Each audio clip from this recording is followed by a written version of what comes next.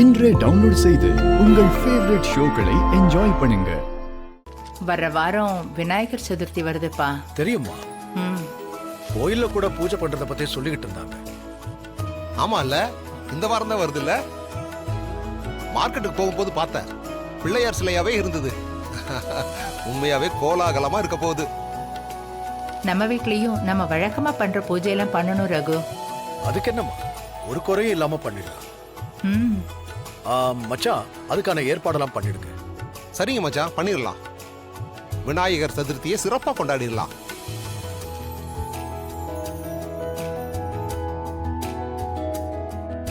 மாயா, விநாயகர் சதுர்த்திக்கு நம்ம கடையிலயும் ஆஃபர்லாம் போட்டிருக்கோம். எப்படியும் கூட்டம் அதிகமா தான் வரும். ஆமா சீனு, இந்த வாரம் கடைக்கு சீக்கிரமாவே போயிடலாம். சரி. பார்வதி, அந்த நகை விஷயத்துல அண்ணிய மாட்டி விடலாம் நினைச்சிருந்தோம்ல. அதான் அவங்க லிங்கம் மாமா கொடுத்த நகையை மாத்தி வச்சு தப்பிச்சிட்டாங்களே. அப்ப அவங்க தப்பிச்சிருக்கலாம். ஆனா இந்த தடவை அவங்கள எப்படி மாட்டி விடுறன்னு மட்டும் பாரு. என்ன பண்ண போறீங்க? அங்க வந்து பாரு. வா.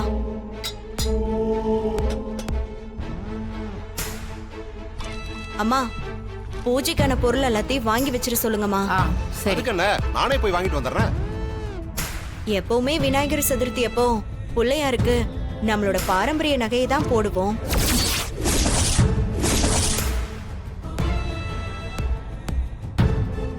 மூணு நாள் அந்த நகையை போட்டு பூஜையெல்லாம் பண்ணுவோம். அதுக்கப்புறம் தான் குளத்துல போடுவோம்.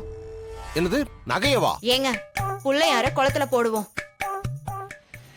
ஆனா நகையெல்லாம் போட்டு தானே பூஜையை பண்ணுவோம். அதையும் பண்ணிடலான்னு சொன்னேன்.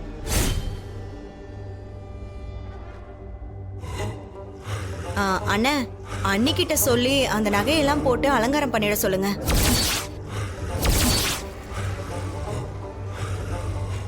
ஆமா ஜானகி, நம்ம பரம்பரை நகையெல்லாம் எடுத்து வச்சுடு. நம்ம எப்பவும் போல பண்ணிடலாம்.